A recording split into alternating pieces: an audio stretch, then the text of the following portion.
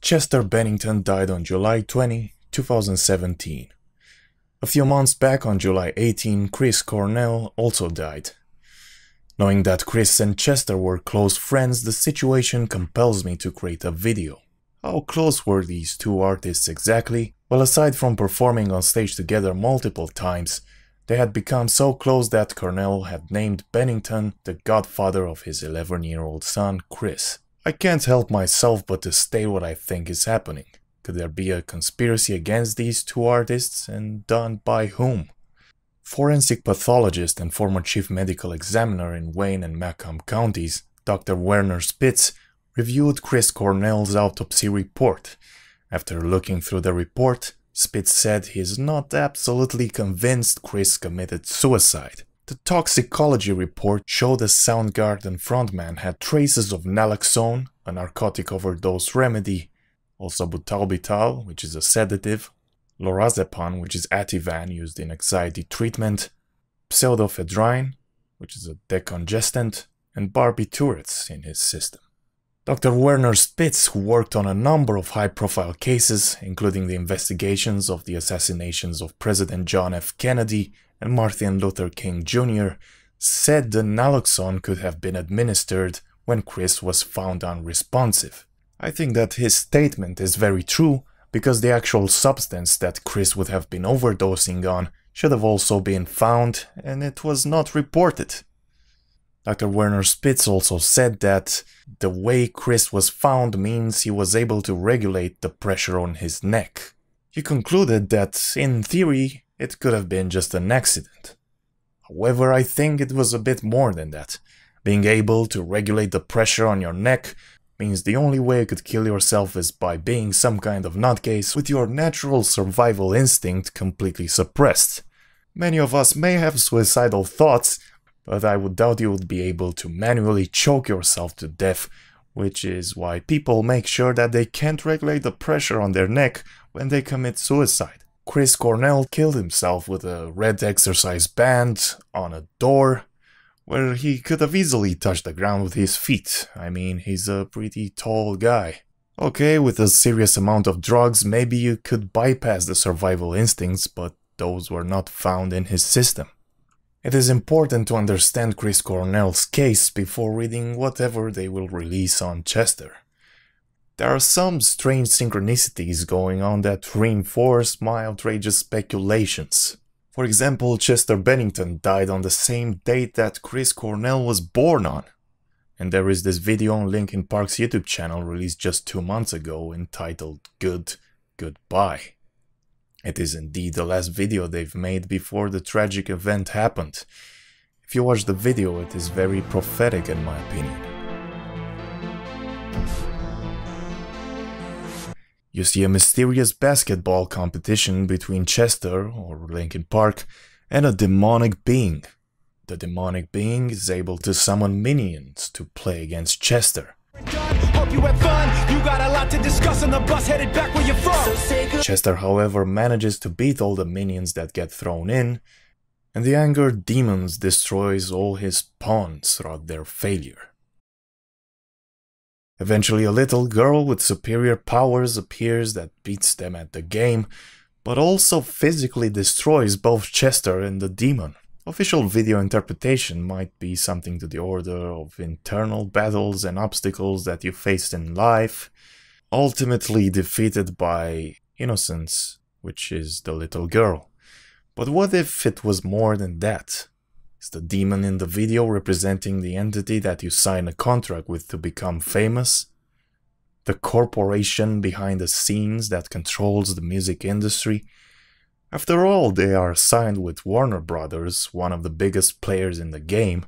In the early 90s, Linkin Park was just a raw, unheard of garage band, just like Korn and other rock bands. Then got turned into a very refurbished piece of art, ready to sell to the world.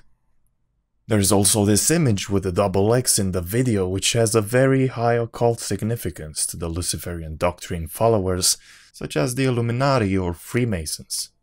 Is this basketball game symbolizing Linkin Park trying to beat the devil's game? And if so, then what does the girl at the end represent? both Chester and the puppet master get destroyed by her. These are just very speculative interpretations, sure, but the point is we have Chester being destroyed in a video, and then he dies 2 months later. This reminds me of an event in 1977, when the album Street Survivors was released by Lynyrd Skynyrd. The image of Lynyrd Skynyrd surrounded by flame wasn't controversial at first. Sadly, 3 days after the album was released, band members Ronnie Van Zant, Steve Gaines, Cassie Gaines, as well as several crew members died in a tragic plane crash while en route to Baton Rouge. Are spiritual energies at play?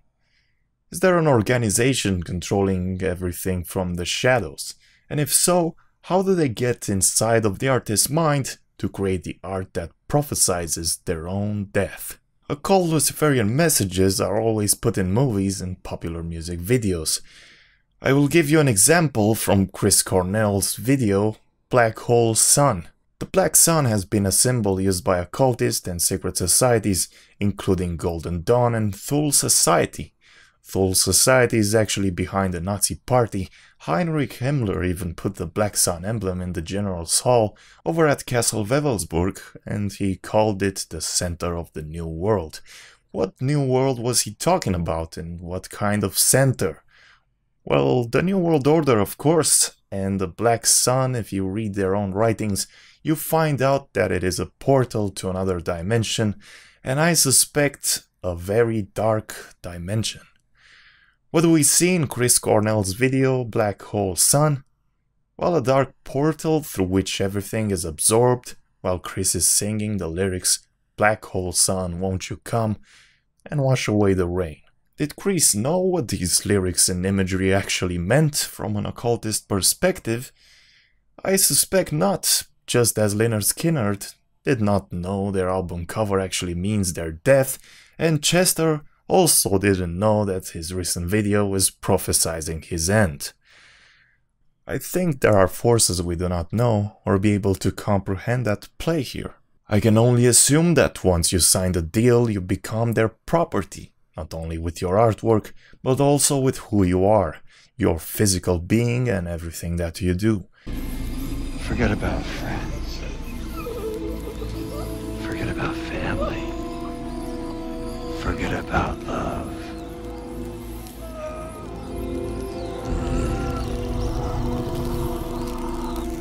You're mine, Johnny Blaze. The artist could be therefore unknowingly under temporary possession when they write their ideas, whispering into their ears ideas, inspiration for formulas, weapons. But I don't make them use them. They start these wars on their own. But if you don't like this spiritual interpretation, here is something closer to reality. In the United States, there were various mind control projects done by the government under what was called MKUltra, which you can go check the public records on and see for yourself how deep they went to the point where they could erase someone's memory in Subproject 54 and then reprogram that person to whatever they wanted. This may sound like science fiction, but it did happen, and Bill Clinton even made a public apology for it. Thousands of government-sponsored experiments did take place at hospitals, universities, and military bases around our nation. Some were unethical, not only by today's standards, but by the standards of the time in which they were conducted. I'm not saying MKUltra still exists, because officially the projects were terminated in 1973, but if these technologies were researched and it is possible to do all this to a human mind, then what could stop a hidden organization that controls many aspects of our world to obtain and use these technologies? If popular artists are victims of such projects, then what could stop this force from, let's say, controlling the artist's mind into committing these suicides? And the puppet masters would get away with it too, because no one would look into the depth of this world matrix apart from a few crazy conspiracy theorists, such as myself. What is clear for me is that these artists are victims from the moment they sign the contract. Chester was a good person. In his statements he was always respectful. Linkin Park did do a lot of charity work, so I believe their only mistake was signing the contract with these snakes. Warner Brothers officially did pay their tribute to Linkin Park and Chester, acting all heartbroken and humane, but I believe it's all part of the show. Of course, you decide what to believe. I am only presenting my perspective, and if you want to understand further how the system works, you will have to jump down a few rabbit holes. How can we stop these maleficent puppeteers, though? I do not know. Their game has been perfected through hundreds of years, and it is impossible to identify the masters. What is possible, though, is to beat them at their game, do exactly the opposite of what the advertisements and World Matrix tells us to do. Don't buy the Coke, don't go for the Ferrari, go for simplicity and human relations based in truth and love, because that is what will bring you real happiness. I mean, this is a topic for another time. But thanks for watching this video. If you believe in God, pray for these victims of this dark system. If not, stay non-compliant to the system anyway, because it is detrimental to us all, whether we're religious or not. This game's exposed. See you guys next time.